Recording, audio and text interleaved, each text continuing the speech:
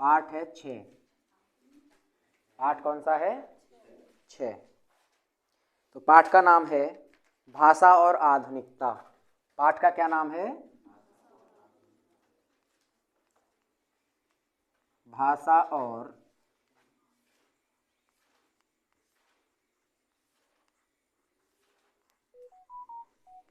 आधुनिकता। और इस पाठ के जो लेखक हैं उनका क्या नाम है बेटा? प्रोफेसर जी। ये जी है सबसे पहले, जी सुंदर रेड्डी। जी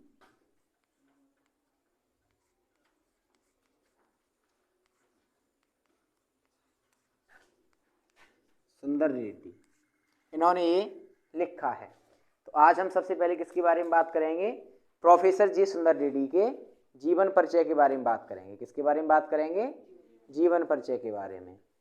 तो जो मैं लिखता जा रहा हूँ जीवन परिचय में आप लिखते जाएंगे और आपका जीवन परिचय यहीं से कंप्लीट करा दूंगा।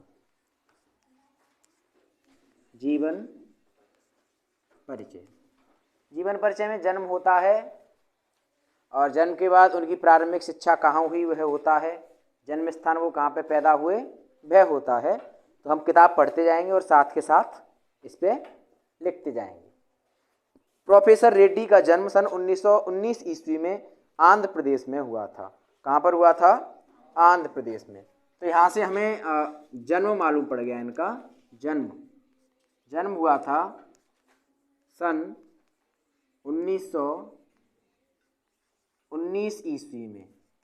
और इनका स्थान कौन सा था? इसको हम बोलते हैं जन्म स्थान। क्या बोलते हैं? जन्म स्थान। ये था आंध्र प्रदेश। आंध्र प्रदेश में। आगे पढ़ते हैं। आंध्र प्रदेश में हुआ था। ये श्रेष्ठ विचारक, समालोचक एवं निबंधकार हैं। इनका व्यक्तित्व और कृतित्व अत्यंत प्रभावशाली है। कई वर्षों तक ये आंध्र विश्वविद्यालय के हिंदी विभाग के अध्यक्ष रहे हैं। कौन रहे हैं ये? आंध्र विश्वविद्यालय में हिंदी विभाग के अध्यक्ष। तो इनका एक पॉइंट ऑफ व्यू और जोड़ लेंगे।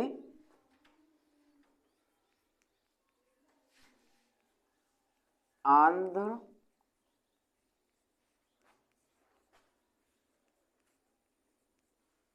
विश्वविद्यालय में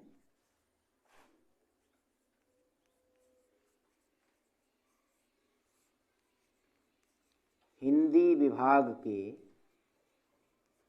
अध्यक्ष। इसे हम कह सकते हैं कि इन्होंने अपने जीवन में प्राप्त किया, यानी प्राप्ति में इसे लिख सकते हैं। आगे पढ़ते हैं। ये वहाँ के स्नातकोत्तर अध्ययन एवं अनुसंधान विभाग के अध्यक्ष एवं प्रोफेसर भी रहे हैं। इनके निर्देशन में हिंदी और तेलुगु साहित्य के विविध प्रश्नों के तुलनात्मक अध्ययन पर शोध कार्य भी हुआ है। इनका निधन सन 2005 ईस्वी में हो गया। इनका निधन कब हुआ? यहाँ हम निधन लिख लेंगे। निधन सन 2005। ये सन है, सन 2005 ईस्वी, यानी अभी खत्म हुए हैं। 10 और 2 12 और 5 17 साल पहले, 2005 ईस्वी में। अब तक रेड्डी जी के 8 ग्रंथ प्रकाशित हो चुके हैं। कितने ग्रंथ प्रकाशित हो चुके हैं? 8 ग्रंथ। तो यहां पे हम उनके 8 ग्रंथ लिख लेंगे। 8 ग्रंथ, यानी उनकी लिख सकते हैं कृतियां लिख सकते हैं। क्या लिख सकते हैं? कृतियां। तो उनकी कृतियां कौन कौन सी थी इसमें लिखेंगे। नंबर 1 पर उनकी कृति थी साहित्य और समाज। पहले नंबर कौन सी थी? साहित्य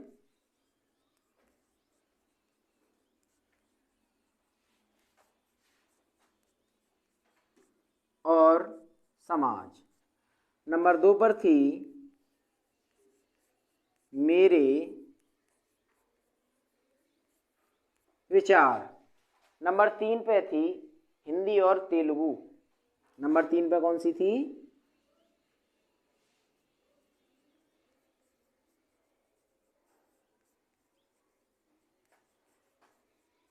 हिंदी और तेलुगु। हिंदी और तेलुगु का क्या था, उन्होंने तुलनात्मक अध्ययन किया था। तो यहाँ आगे इन्होंने लिख दिया था हिंदी और तेलुगु एक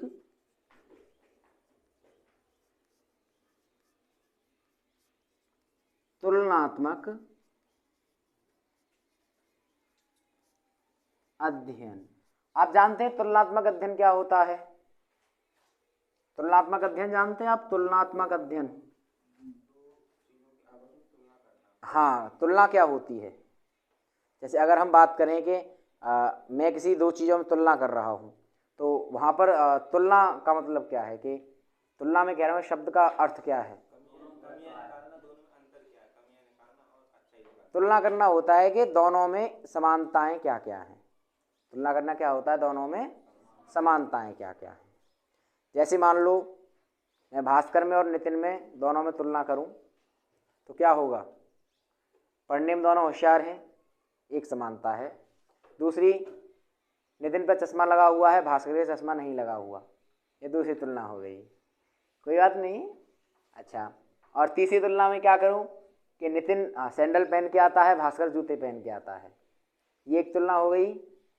नितिन गैप मार लेता है, छुट्टियां मार लेता है, लेकिन भास्कर छुट्टियां नहीं मारता। तो इसमें हम इनकी कमियां देख लेंगे, इनकी अच्छाइयां देख लेंगे, और इनके गुण क्या हैं, अवगुण क्या हैं, और इनकी आदतें क्या हैं एक दूसरे से। ऐसे ही हिंदी भाषा में और तेलुगु भाषा में उन्होंने क्या किया था? एक तुलनात्मक अध्ययन किया था कि हिंदी और तेलुगु जो हैं उनके आपस में कौन कौन सी चीज़ें मिलती हैं, इनके गुण क्या हैं, अवगुण क्या हैं, ये चीज़ें। आगे हम बात करते हैं, 3 लिख लिए हमने। नंबर 4 पे इन्होंने एक और ग्रंथ लिखा, उसमें था दक्षिण की भाषाएं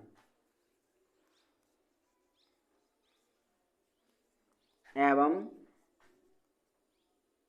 दक्षिण की भाषाएं एवं उनका साहित्य। उन्होंने क्या लिखा? दक्षिण की भाषाएं और उनका साहित्य। 5वें नंबर पर इन्होंने लिखा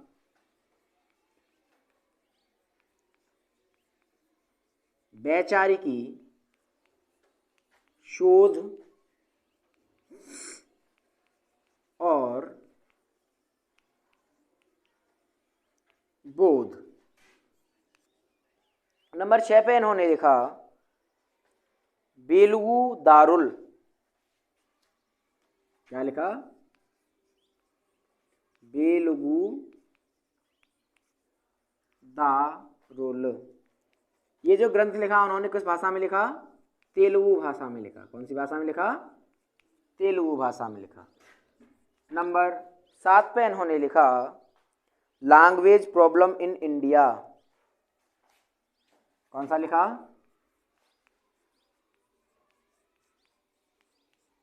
लैंग्वेज प्रॉब्लम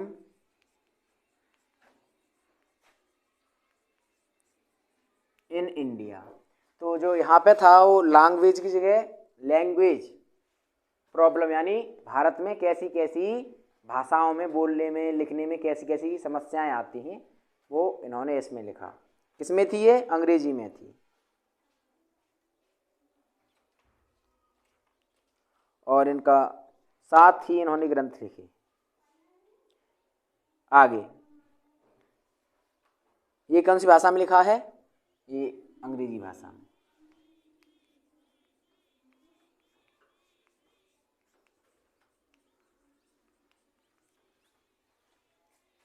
आगे लिखते हैं, आगे पढ़ते हैं। आदि कृतियों से साहित्य संसार सुपरिचित है। इनके अतिरिक्त हिंदी, तेलुगु तथा अंग्रेजी पत्र पत्रिकाओं में कई निबंध प्रकाशित हुए हैं। और इनके अतिरिक्त क्या हुआ है? जो पत्र पत्रिकाएं थी हमारी, उनमें कई निबंध इनके प्रकाशित हो चुके हैं। इनके प्रत्येक निबंध में इनका मानवतावादी दृष्टिकोण स्पष्ट रूप से परिलक्षित होता है। नंबर 1, हिंदी और तेलुगु एक तुलनात्मक अध्ययन। सबसे पहले जो मैंने किताब लिखवाई थी आपको, नंबर 3 पे जो किताब लिखवाई थी हिंदी और तेलुगु, वो तुलनात्मक अध्ययन जो कराया था, उसमें तुम्हारी किताब बता रही है कि उसमें है क्या क्या।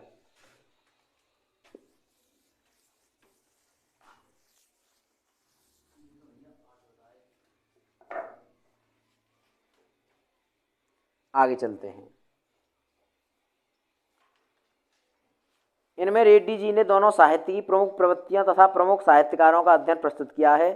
इस कृति की उपादेयता के संबंध में उत्तर प्रदेश के भूतपूर्व राज्यपाल डॉक्टर बी गोपाल रेड्डी जी ने लिखा है, यह ग्रंथ तुलनात्मक अध्ययन के क्षेत्र में पथ प्रदर्शक है। तो उन्होंने क्या कहा है, यह ग्रंथ तुलनात्मक क्षेत्र में क्या है, पथ प्रदर्शक है। दक्षिण की भाषाएं और उनका साहित्य, जो दूसरा ग्रंथ था दक्षिण की भाषाएं और उनका साहित्य, उसमें क्या है, इन्होंने दक्षिण भारत की चारों भाषाओं, दक्षिण भारत की 4 भाषाएं कौन कौन सी होती हैं, तमिल, तेलुगु, दक्षिण भारत की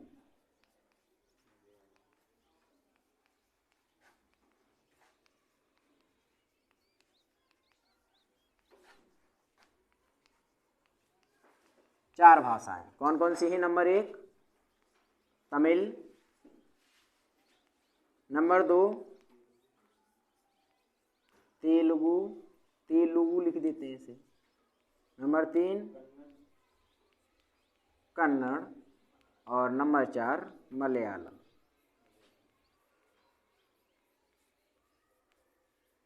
ये चारों भाषाएं इसमें बताई हैं इन्होंने।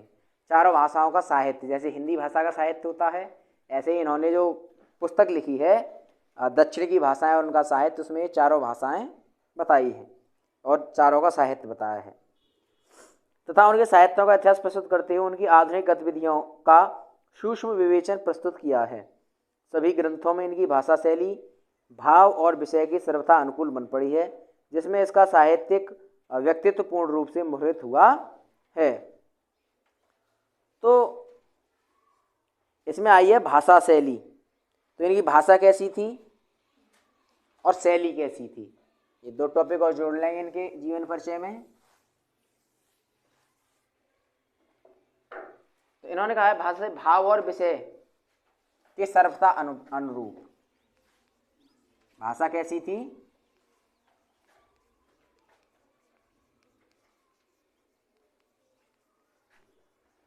भाव और विषय की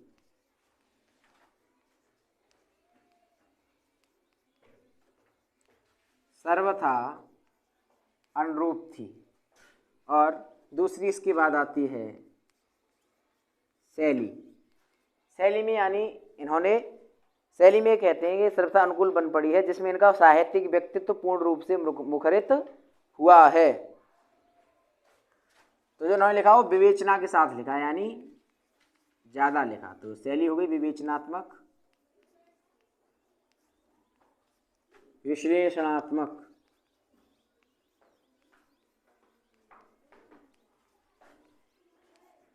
तुलनात्मक, क्या हुई, तुलनात्मक, और क्या हुई शैली, तुलनात्मक। इतनी लिख लेंगे, शैली ज्यादा नहीं लिखेंगे। सभी ग्रंथों में इनकी भाषा पूर्ण रूप से मुखरित हुआ है। इससे आगे पढ़ेंगे। श्री रेड्डी की हिंदी साहित्य सेवा, साधना एवं निष्ठा सराहनीय है। तमिल, तेलुगु, कन्नड़ और मलयालम के साहित्य और इतिहास का सूक्ष्म विवेचन करने के साथ साथ हिंदी भाषा और साहित्य से भी उनकी तुलना करने में ये पर्याप्त रुचि लेते रहे हैं। हिंदीतर प्रदेश के निवासी होते हुए भी प्रोफेसर रेड्डी ने हिंदी भाषा पर अच्छा अधिकार प्राप्त कर लिया है। इनकी भाषा परिमार्जित तथा सशक्त है और शैली विषय के अनुसार ढल जाती है। भाषा को संपन्न बनाने के लिए इन्होंने अपनी भाषा में संस्कृत के तत्सम शब्दों के साथ साथ, संस्कृत के कौन से शब्द, तत्सम शब्द जो शुद्ध होते हैं, उनके साथ साथ इन्होंने क्या किया, उर्दू, फारसी एवं अंग्रेजी भाषा के शब्दों का भी प्रयोग किया है। इनकी शैली के विवेचनात्मक, गवेषणात्मक, प्रश्नात्मक, आलोचनात्मक, तो इसमें 2 चीज़ें और जोड़ लेंगे। ये बता रहे हैं प्रश्नात्मक शैली थी इनकी, यानी प्रश्न पूछने की शैली, और प्रश्नात्मक शैली थी और थी इनकी आलोचनात्मक, यानी आलोचना करने की दृष्टि से।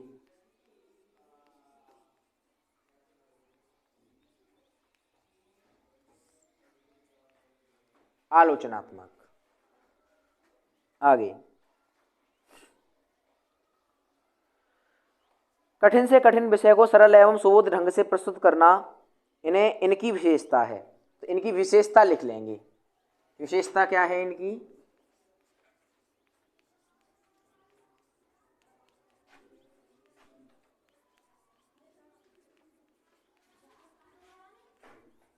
कठिन से कठिन शब्द को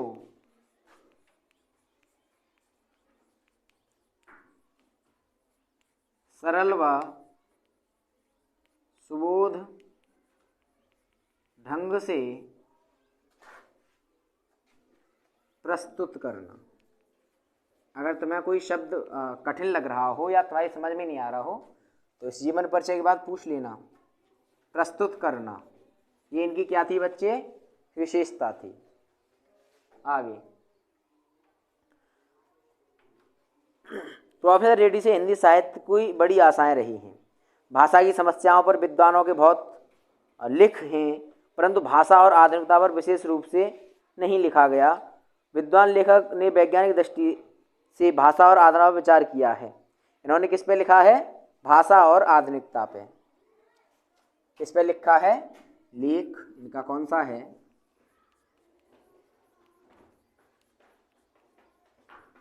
भाषा और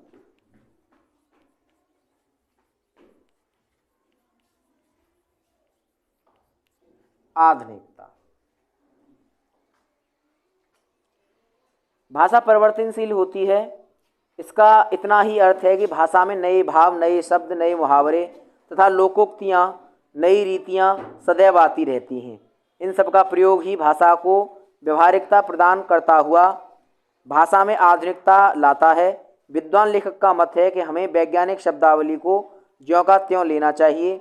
व्यवहारिकता की दृष्टि से प्रोफेसर रेड्डी का यह सुझाव विचारणीय है। तो इन्होंने क्या कहा कि भाषा क्या है? परिवर्तनशील है। इसमें नए मुहावरे आते रहते हैं, लोकोक्तियाँ आती रहती हैं और नए नए शब्द आते रहते हैं। तो इसलिए हमें वैज्ञानिक शब्दावली को ज्यों का त्यों लेना चाहिए। वैज्ञानिक जो शब्दावली है उनको क्या लेना चाहिए? ज्यों का त्यों लेना चाहिए। व्यवहारिकता की दृष्टि से यह सुझाव उनका विचारणीय है, यानी विचार करने के योग्य है। तो आज जीवन परिचय इनका यहीं पर समाप्त होता है और अगले लेक्चर में हम किस पे बात करेंगे? इनके पाठ के बारे में बात करेंगे।